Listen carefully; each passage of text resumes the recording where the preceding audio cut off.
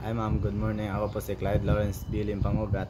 Karon ra ko maka-report sa akong PPT ma'am kay na nagtuo ko nga 25 pa ang deadline ma'am. So pag ako lang nagbuhat na og dali gamay ra nga PPT ma'am din ako re-report. So akong i-report is nara diri ma'am ngani nga PPT nagbuhat.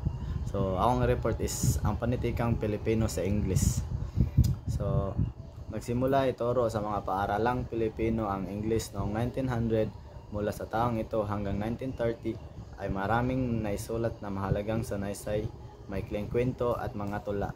So ang kaning panitikan sa panitikan Pilipino sa English is wala na siya originality ma'am kay ang kuan man gud ang kaning gibuhat nila mga gibuhat nila nga kwento kay tungkol na siya sa mga pag-ibig tanan din ang kanang kwento nga ilang gibuhat kay mga kinuha ra po nila sa laing mga kanang story man ba. So naiuban mga kanang ang labas kay kalungkutan, naiuban kasiyahan. So like mga emosyon man ba. So matawag na siya nga wala jud siya originality.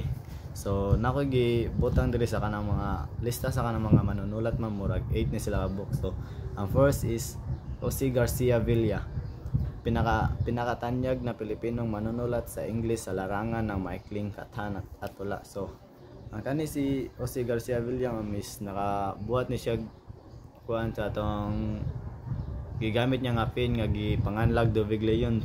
So ang kanang Dovigleyon is derived from the word gikan sa mga animals nga nang gusto kaniya. So first is katong dove is dove para sa kapayapaan. Then ang eagle, ang katong E as in as eagle is para sa kanang mataas na perspective man ba. Din ang katong leon is kuan para sa kanang kalakasan, para sa lakas. So si Jose Garcia Villa ay before siya namatay na siya dawat ka award. So daghan kay siya nabuhat nga kanang mga poetry o uban mga poetry, mga maikling kwento. So before siya namatay na daghan pa kay siya nabuhat sa diri sa Pilipinas din. O siya sa kanang na-awardan sa kanang kuan kanang National Artist of the Philippines diri sa atong nasod. So the second is si George Bacobo, isang mananaysay at mananalumpati. Ilan sa kanyang mga akda ay Filipino Contact with America, A Vision, Beauty, College Education. So kanida si George Bacobo mamis usa po ni siya ka estudyante nga gikuha siya sa kanang government mo ba para mag-study sa United States kay kuan murag nakita po dang yang kanang kalihukan nga kamao po siya man ba din si George Bacobo kay nahimo po siyang presidente sa Universidad ng Pilipinas ma'am. So nahimo siyang pangulo dito so kani po si George Bacobo is napo ni siya connection ni Manuel L. Quezon. Usa po ni siya ka membro sa gabinete ni Manuel L. Quezon sa atong panahon nila. So the third is si Zoilo Galang. Si Zoilo Galang is sumusulat ng kauna-unahang nobelang Pilipino sa wikang English na pinakamatagang A Child of Sorrow. So ang kaning nabuhat ni Zoilo Galang kaning Child of Sorrow ma'am is mo ni ang una niyang nasulat sa English ma'am ba. So ang kanang Child of Sorrow is naghatag ni mga inspiration sa mga bata ma'am, labi kanang generation karon kanang bisan usa nakalisod sa kinabuhi.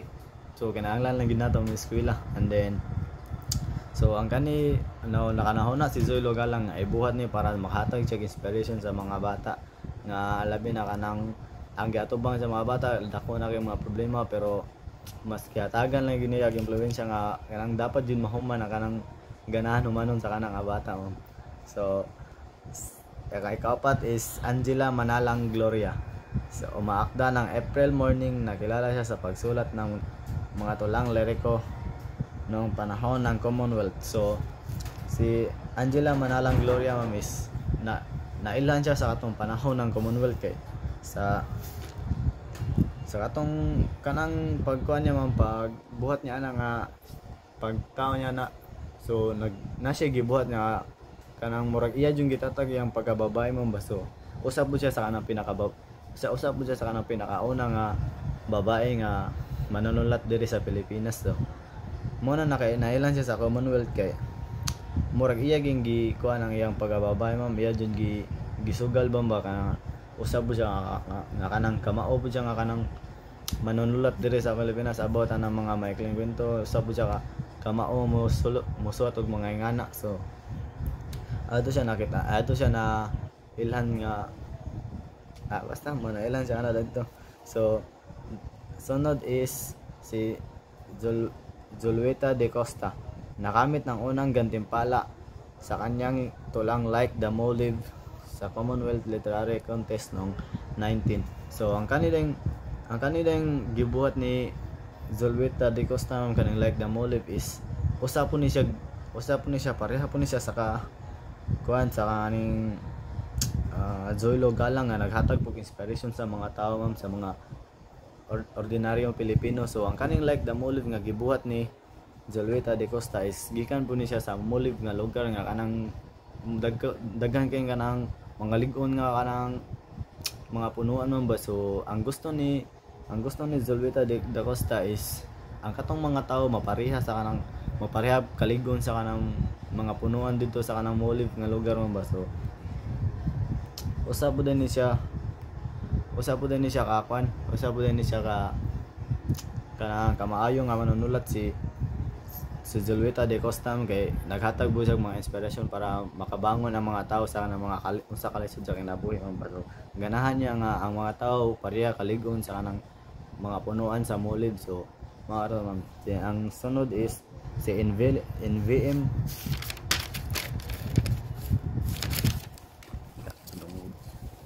So sunod si NVM Gonzales or si Nestor Vincent Madali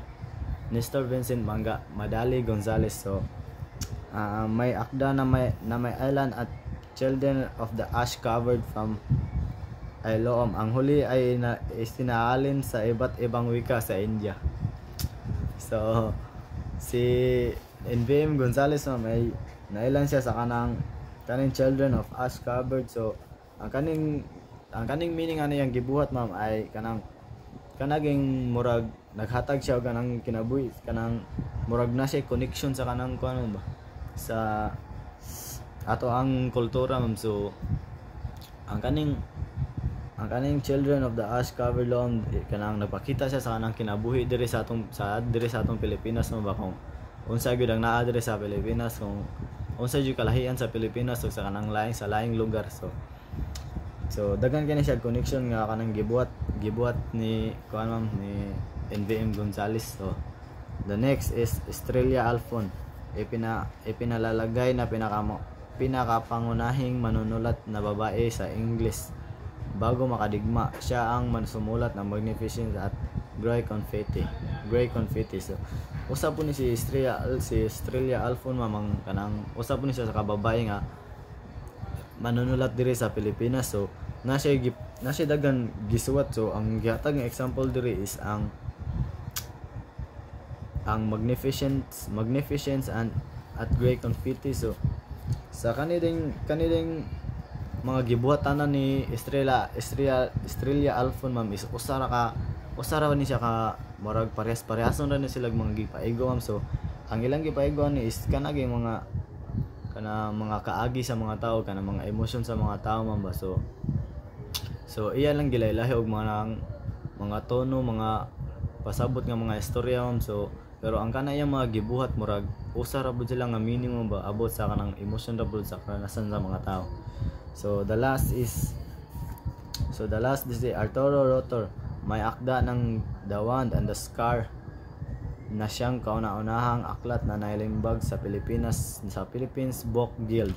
So kanide si Arturo ma'am, dili rin siya manunulat usa po ni siya kuan kanang musikero o siyentista. So kanang ang pasabot day kaning nasi gibuhat nga kanang kuan ma'am, ang poet nga The Wand on the Scar. So The Wand and the Scar, so ang meaning ani is kanaging mga tao nga dili nato dali makuan ba, dili nato dali madibdib ang kanang mga unsa naka sakit nga ato ma-feel sa atong kinabuhi. So dito magpadala sa kanang mga emotion man mura para maka di na to